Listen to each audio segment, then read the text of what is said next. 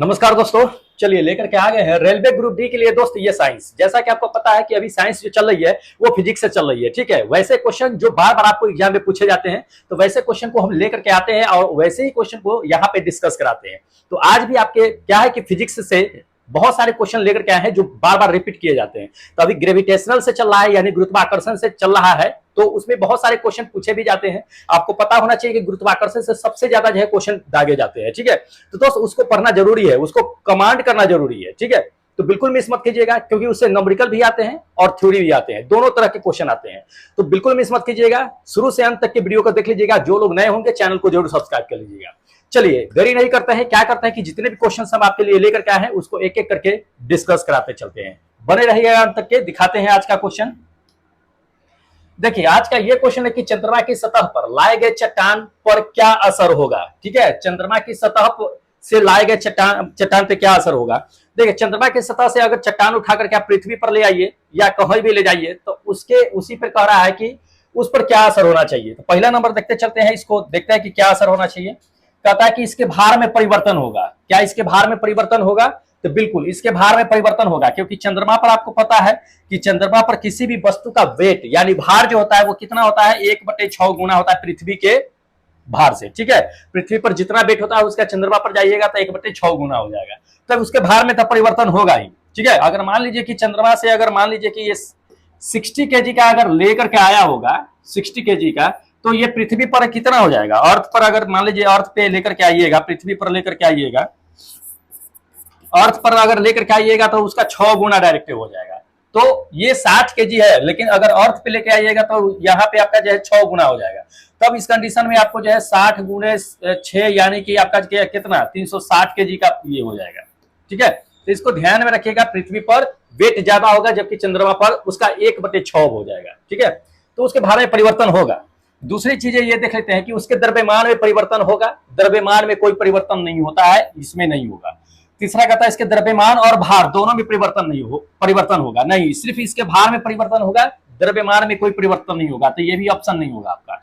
उसके बाद कहता है इसके द्रव्यमान और भार दोनों समान रहेंगे। बिल्कुल नहीं, द्रव्यमान में कोई परिवर्तन नहीं होगा। द्रव्यमान जो रहता है वही रहता है, उसमें कोई परिवर्तन नहीं होता है, ध्यान रखना है, ठीक है। तो ये जो आप द्रव्यमान देख रहे हैं, ये द्रव्यमान में कोई परिवर्तन नहीं होना है। होना किसमें है? सिर्फ भार में परिवर्तन। इसलिए आपका करेक्ट आंसर जो होगा ये आपका फर्स्ट नंबर आंसर करेक्ट होगा, ठीक है।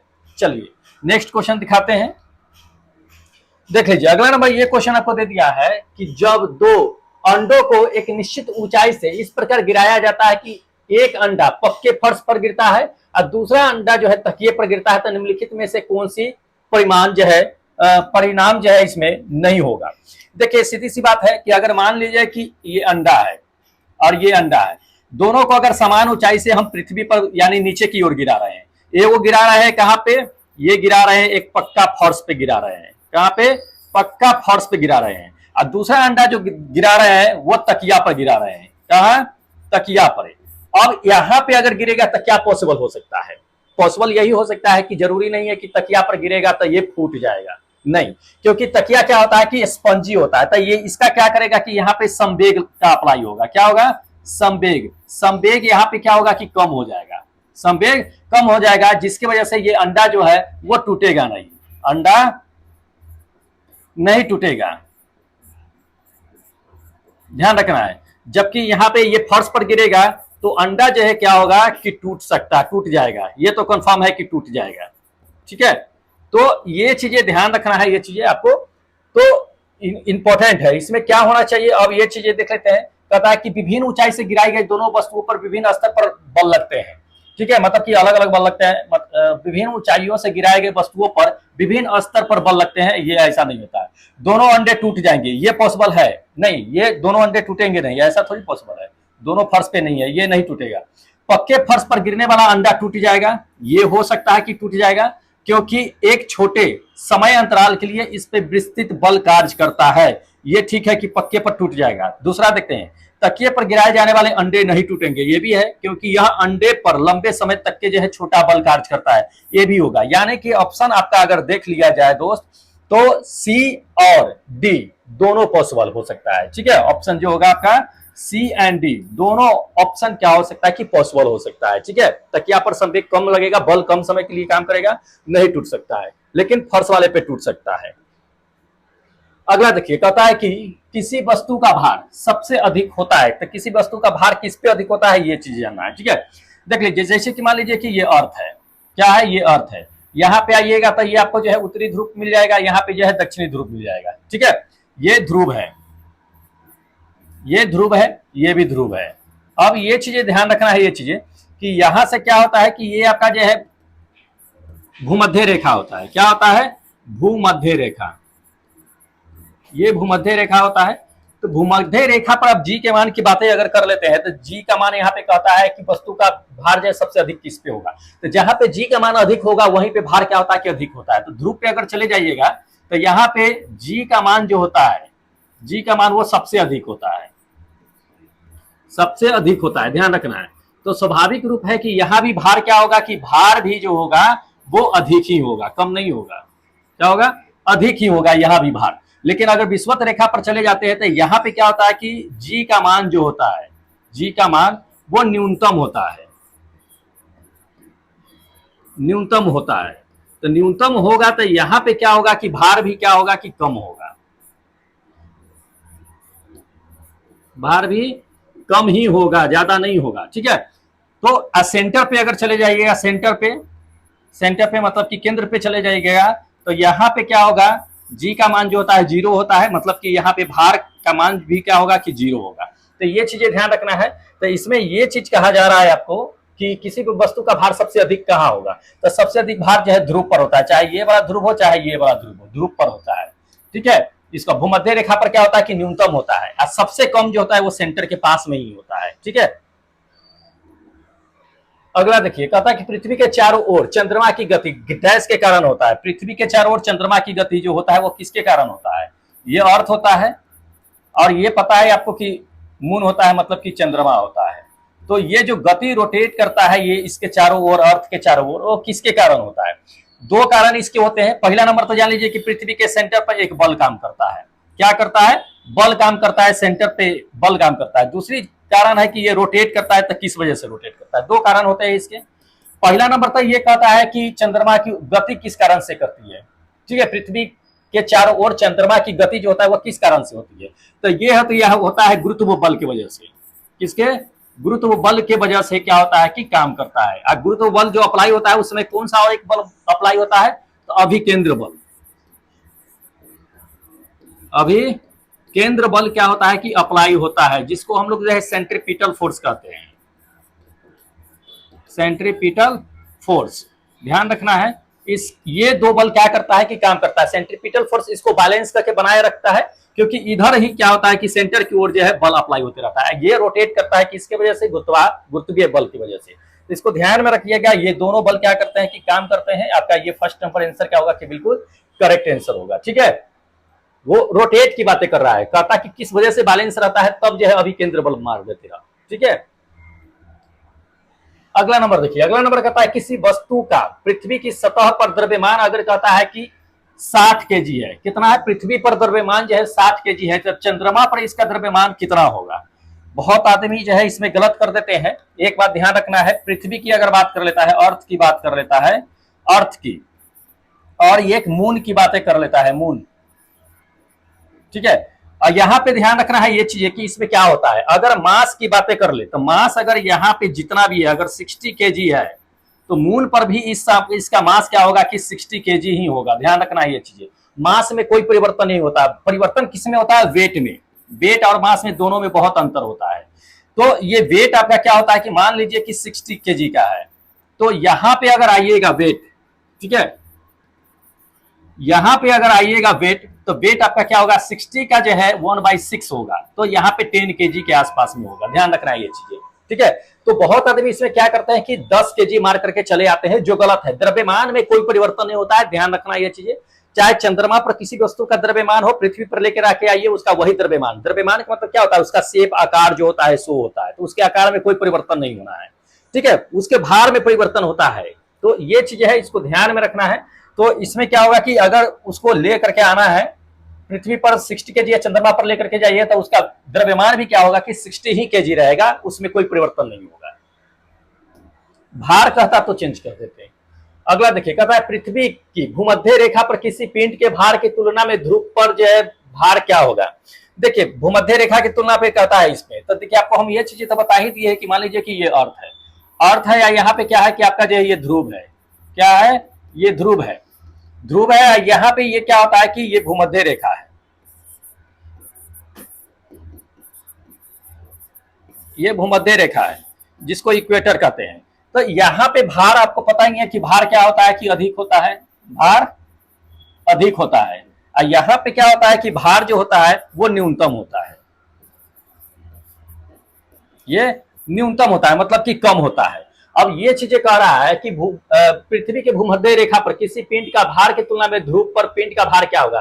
तो ध्रुव पर पिंड का भार क्या होगा कि अधिक होगा, क्या होगा अधिक। जैसे ही हम क्या करेंगे कि भूमध्य रेखा से हम क्या करेंगे ध्रुव की ओर जाएंगे, वैसे ही क्या होगा कि भार जो है बढ़ता चला जाएगा, भार अधिक होता चला जाएगा। ध्यान रखना है ये चीज, जैसे ही इस तरफ बढ़ेंगे या हम इस तरफ बढ़ेंगे ध्रुव की ओर जैसे ही बढ़ेंगे वैसे ही उसका क्या होगा कि जी का मान बढ़ेगा, जी के मान बढ़ने से भार का मान बढ़ेगा, ठीक है।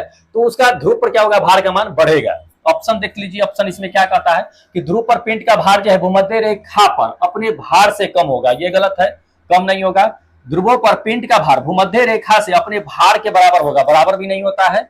ध्रुव पर पिंड का भार भूमध्य रेखा से अपने भार से अधिक होता है, ये करेक्ट आंसर है कि भार से अधिक होगा। भूमध्य रेखा पर जो भी वस्तु होगा उसका जितना भी वेट होगा उससे अधिक वेट क्या होगा कि ध्रुव पर होगा, ये चीजें ध्यान रखना है।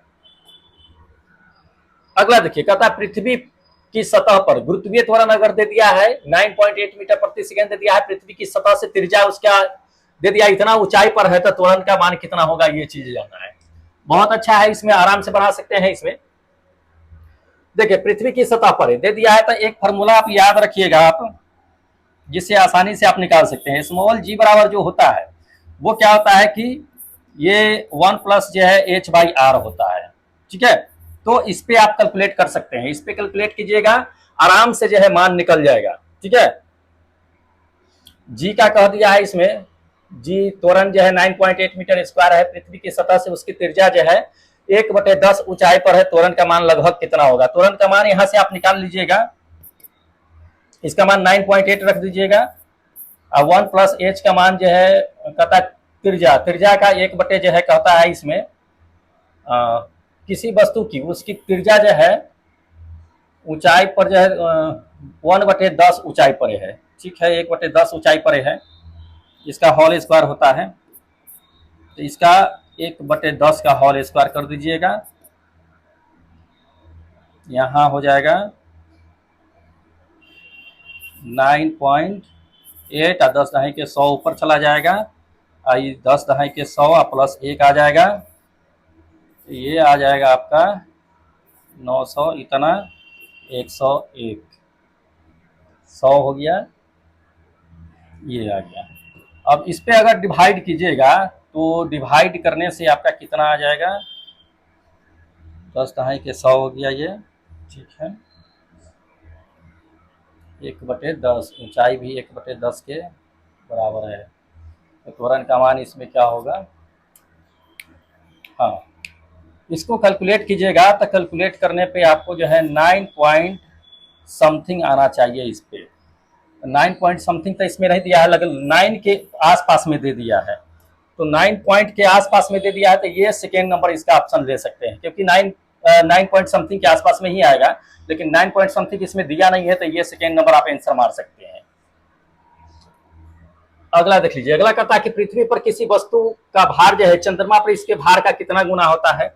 तो ये तो अच्छे तरह से जानते हैं कि पृथ्वी पर किसी वस्तु का भार जो है चंद्रमा पर इसके भार का कितना गुना होगा, ये 6 गुना होगा। इसको समझिएगा, बहुत आदमी जो है क्या करते हैं कि 1/6 मार करके चले आते हैं, 1/6 मार करके चले आते हैं, जो गलत होगा।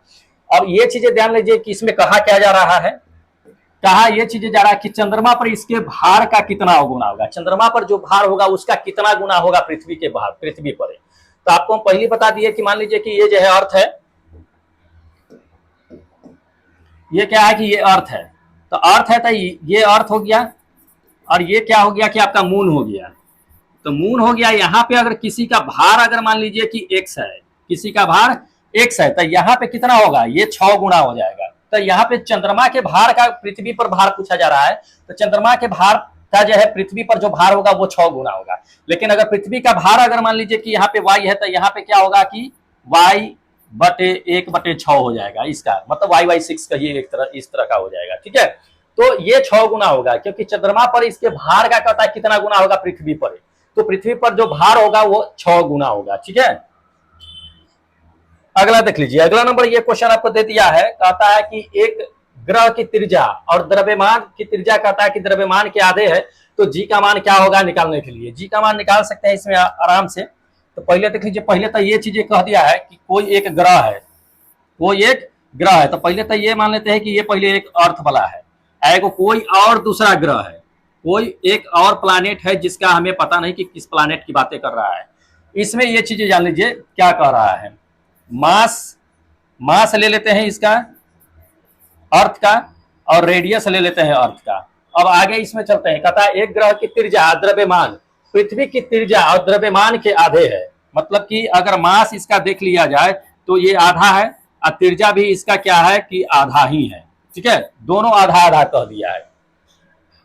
तो इसमें कहता है कि स्मॉल जी का मान क्या होगा। देखिए स्मॉल जी के लिए आप एक फार्मूला अप्लाई जानते होइएगा कि ये capital G M E, by जो है क्या होता है कि आर ई का होल स्क्वायर होता है, ये होता है। लेकिन अगर दूसरे कंडीशन से अगर हम चलते हैं दूसरे वाले प्लानेट के लिए, दूसरे वाले प्लानेट, क्योंकि इसका तो जी हो जाएगा, इसका जी डैश मान लेते हैं, तो इसका अगर गुरुत्वीय त्वरण अगर निकालेंगे तो ये क्या हो जाएगा जी, और इसमें जो है एम ई का जो है आधा कहता है, तो आधा कर दीजिए ये।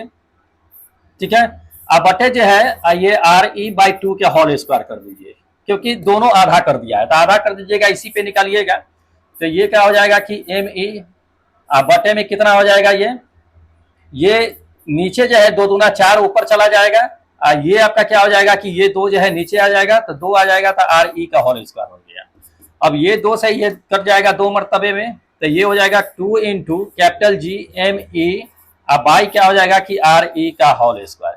ये फार्मूला आप जो है क्या होता है कि स्मॉल जी का दे रखा है, तो यहाँ पे आप क्या कर सकते हैं कि जी डैश बराबर क्या कर सकते हैं कि 2g कर सकते हैं। ठीक है, और स्मॉल जी का मान आपको पता है कि स्मॉल जी का मान कितना होता है, स्मॉल जी का मान जो होता है वो 9.8 लेते हैं। क्या लेते हैं, स्मॉल जी का मान 9.8 लेते हैं। तो 9.8 यहाँ पे क्या करते हैं कि रख देते हैं, 2 इंटू 9.8 रखेंगे मीटर प्रति सेकेंड स्क्वायर, इसको गुना करेंगे तो 8 दूना 16, 9 दूना 18, 1 19, एक अंक बाद दशमलव दे दीजिएगा, तो इसमें आपका ये चीजें आ जाएगा मीटर प्रति सेकेंड स्क्वायर। ये क्या आएगा, थर्ड नंबर आंसर करेक्ट आ जाएगा ये।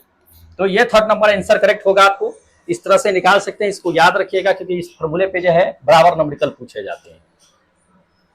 अगला देखिए, कहता है कि पृथ्वी पर किसी वस्तु का वजन कहता है कि 200 न्यूटन है, इसका द्रव्यमान क्या होगा। देखिए पृथ्वी पर अगर किसी वस्तु का अगर दे दिया है, आपको ये चीजें ध्यान रखिए कि वेट दे दिया है, मतलब कि भार न्यूटन दे दिया, तो न्यूटन में बल का मान दे दिया है, कितना दे दिया है 200 न्यूटन दे दिया है। ठीक है, और स्मॉल जी का मान आपको क्या दे दिया है कि 10 मीटर प्रति सेकेंड स्क्वायर दे दिया है। अब इसमें आपको क्या कहता है कि मास का मान कहता है निकालने के लिए, तो फॉर्मूला आप लोग अच्छी तरह से जानते हैं, एफ बराबर क्या होता है एम इंटू जी होता है, इसी पे आप निकाल सकते हैं। तो इस पे निकाल सकते हैं, तो एफ के जगह पे 200 न्यूटन रख देते हैं, अब बराबर कर देते हैं। उसके बाद जो है एम मास हमें तो निकालना ही है, और जी का मान जो है कितना दे रखा है 10 दे दिया है। तो यहां से क्या करेंगे कि एम बराबर क्या हो जाएगा 200 बटे 10 हो जाएगा, इसको काटिएगा तब 20 केजी आपका क्या होगा कि करेक्ट आंसर होगा। इसे 20 तो बहुत दे दिया, लेकिन मास को हम लोग क्या करते हैं कि केजी में मेजर करते हैं, ध्यान रखना है किसमें, केजी में मेजर करते हैं, इसलिए फर्स्ट नंबर आंसर करेक्ट होगा। पास्कल या न्यूटन नंबर मत मार दीजिएगा, जब ऑप्शन समान रहेगा तो कंफ्यूज तो नहीं ज्यादा होगा, तब इस कंडीशन में इसका ऐसा यूनिट याद रखना पड़ेगा।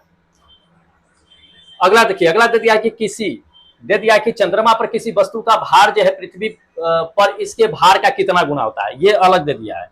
अब देखिए इससे पहले बता दिए थे ना कि अगर चंद्रमा का भार रहे, अब पृथ्वी पर भार पूछेगा तो 6 गुना होगा। अब पृथ्वी पर कोई चीज वस्तु है, उसका भार अगर चंद्रमा पर ले जाए तो वो 1/6 गुना हो जाएगा। तो वही बात इसमें कहा जा रहा है कि पृथ्वी पर यहाँ पे क्या है कि चंद्रमा पर किसी वस्तु का भार पृथ्वी पर इसके भार का कितना गुना होगा, मतलब पृथ्वी पर कोई अगर वस्तु है उसके भार का कितना गुना होगा चंद्रमा पर, ये तो 1/6 गुना हो जाएगा। ये यहाँ पे 1/6 होगा, वो वाला नहीं। अगला नंबर देखिए, कहता है कि एक वस्तु का भार पृथ्वी पर 6000 न्यूटन है, तो चंद्रमा की सतह पर भार क्या होगा। सिंपल है, 1/6 कर देंगे, आराम से निकल जाएगा।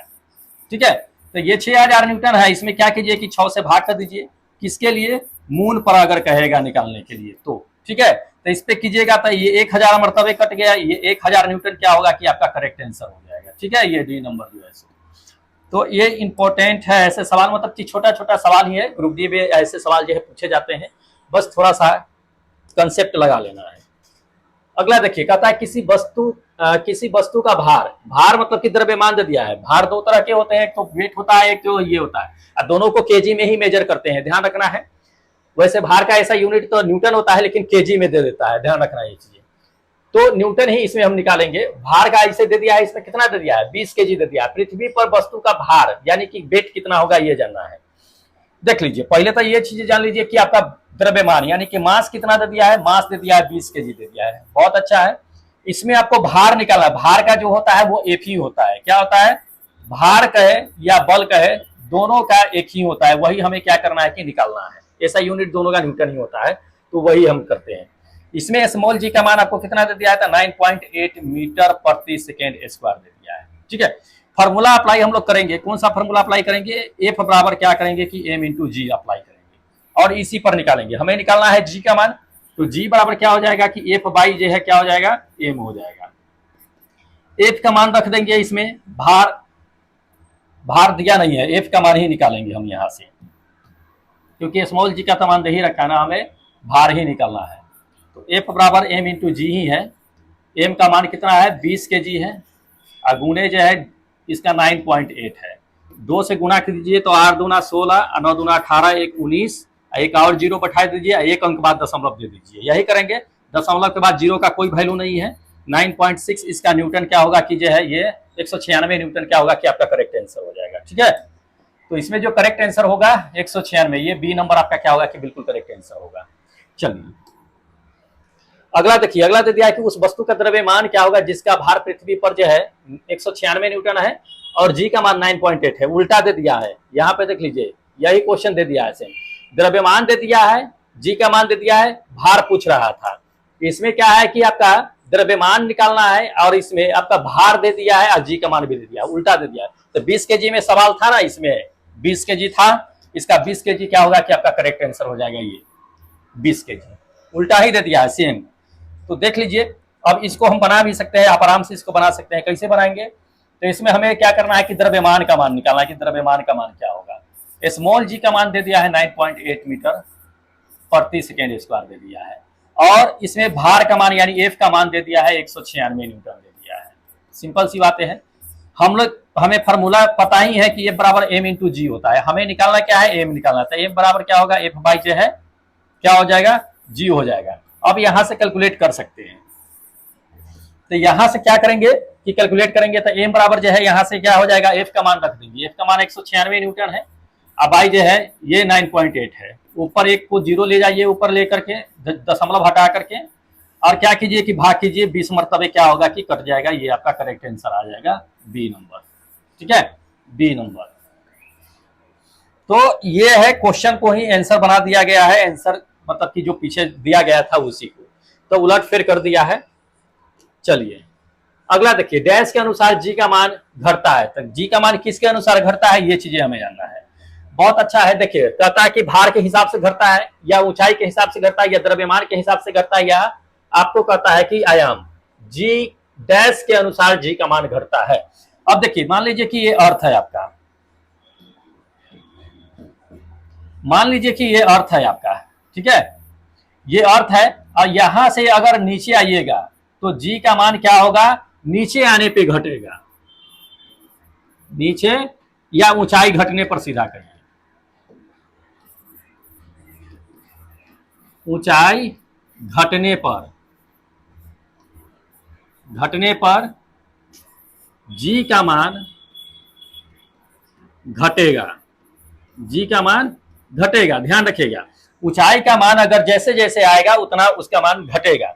ठीक है, और ये पृथ्वी का सेंटर है। अब ये ध्यान रखिएगा, अगर ये फिर अगर नीचे अगर जाएगा पृथ्वी के सेंटर यहां से, तो भी क्या होगा, ये पृथ्वी है, ये अर्थ सरफेस है, ध्यान रखना है, ये अर्थ सरफेस है, पृथ्वी की सतह है।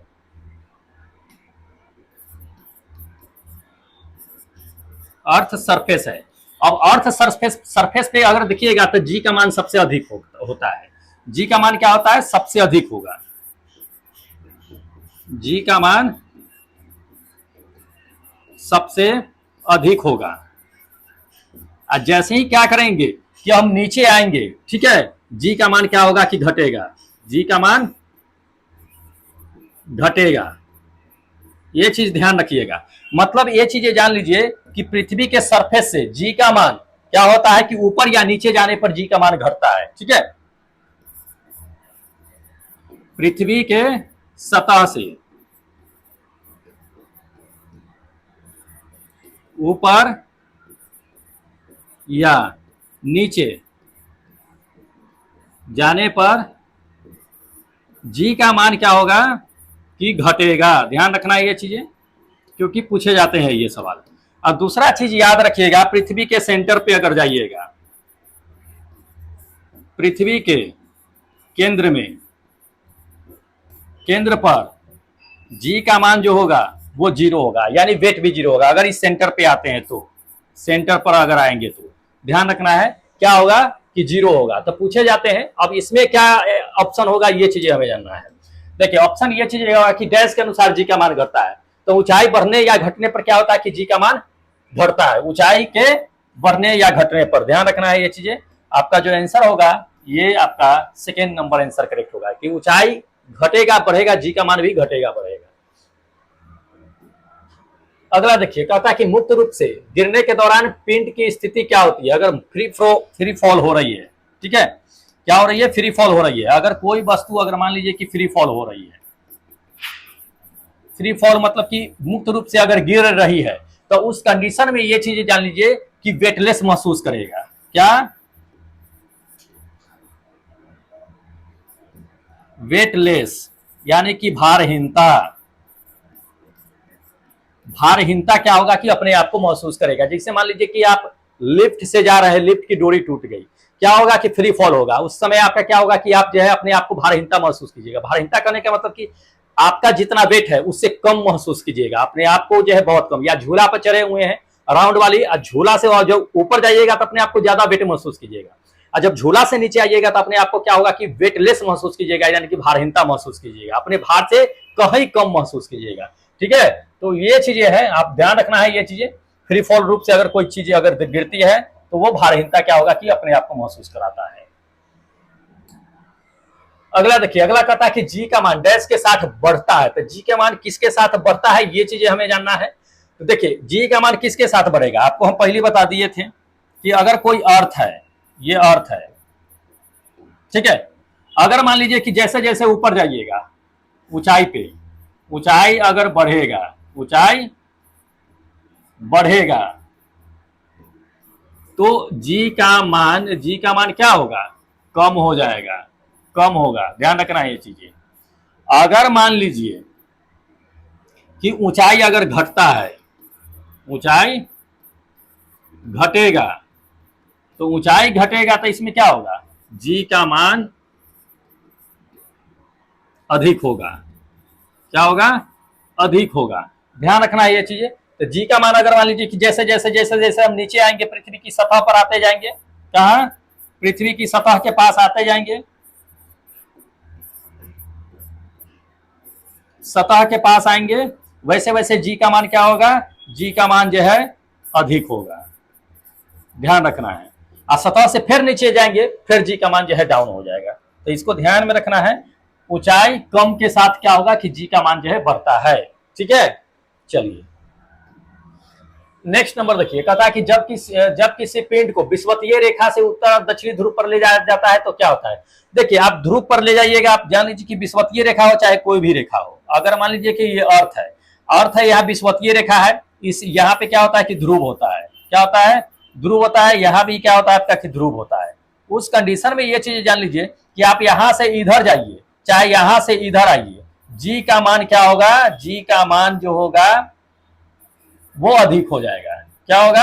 अधिक हो जाएगा। यहां भी जी का मान क्या होगा कि अधिक हो जाएगा, अधिक होगा जी का मान। ध्यान रखना ये चीजें। तो विषुवतीय रेखा हो चाहे भूमध्य रेखा हो, ये चीजें जान लीजिए कि उत्तरी ध्रुव पर जाइए, आप दक्षिणी ध्रुव पे जाइए, जी का मान बढ़ जाएगा। ठीक है, तो ये आपका करेक्ट आंसर जो होगा कौन सा होगा, बढ़ जाएगा। ये थर्ड नंबर आंसर करेक्ट होगा कि जी का मान बढ़ेगा, उसके हिसाब से भार भी क्या होगा कि बढ़ जाएगा। जैसे कि मान लीजिए कि ये आपका जो है अर्थ है, ठीक है, यहाँ पे क्या होता है कि आपका बता देते हैं, यहाँ पे क्या है कि ध्रुव है, ये ध्रुव है, कौन सा ध्रुव है, ये उत्तरी ध्रुव है। यहाँ पे ये क्या है कि ये भी ध्रुव है, ये कौन सा ध्रुव है, ये दक्षिणी ध्रुव है। अब यहाँ पे क्या होता है कि आपका जो है मान लीजिए कि ये भूमध्य रेखा होता है, क्या होता है, भूमध्य रेखा, विषुवतीय रेखा कहिए, ये भूमध्य रेखा होता है, भूमध्य रेखा या यहाँ पे विषुवतीय रेखा, विषुवतीय रेखा। अब ध्यान रखना है, इधर से जैसे हम इधर बढ़ेंगे वैसे इसका मान क्या होगा कि अधिक होगा, अधिक, जी का मान क्या होगा, अधिक होगा। चाहे इस साइड भी अगर हम आएंगे तो जी का मान क्या होगा, अधिक हो जाएगा। ध्यान रखना है ये चीजें, क्या हो जाएगा अधिक हो जाएगा, इसको ध्यान रखेगा। सेंटर है, सेंटर में फिर जी का मान क्या होगा कि 0 हो जाएगा। यहां पे क्या होगा, इस रेखा पे न्यूनतम होगा। बार बार बताते हैं क्योंकि ये सवाल बार बार पूछे जाते हैं, इंपॉर्टेंट है। अगला नंबर देख लीजिए, अगला नंबर ये क्वेश्चन आपको दे दिया है इसमें कि किसी पिंड का भार न्यूनतम होता है कहां पे होता है। तो किसी भी पिंड का न्यूनतम भार कहां पे होगा, आपको बता दिए हैं ये चीजें कि न्यूनतम कहां होगा। जैसे कि मान लीजिए कि ये अर्थ हो गया, अर्थ हो गया, ये क्या हो गया कि आपका जो है इक्वेटर हो गया, क्या हो गया, भूमध्य रेखा, ये भूमध्य रेखा हो गया। तो भूमध्य रेखा पर अगर चले जाइएगा तो जी का मान जो होगा, जी का मान वो क्या होता है कि न्यूनतम होता है, क्या होता है, न्यूनतम होता है। ये चीजें ध्यान रखना है भूमध्य रेखा पर। तो ये आपका करेक्ट आंसर क्या हो जाएगा कि भूमध्य रेखा जो होगा आपका करेक्ट आंसर होगा। यही अगर आप जो है चले जाइए, यही आप चले जाइए यहाँ पे, कहां पे, ध्रुव पे चले जाइए, ध्रुव पर चले जाइएगा, ध्रुव पर चले जाइएगा, जी का मान क्या हो जाएगा, जी का मान अधिक हो जाएगा। क्या होगा, अधिक होगा। ध्यान रखना है, ये चीजें इंपॉर्टेंट है। यहाँ पे सेंटर होता है, केंद्र होता है, केंद्र में चले जाइए,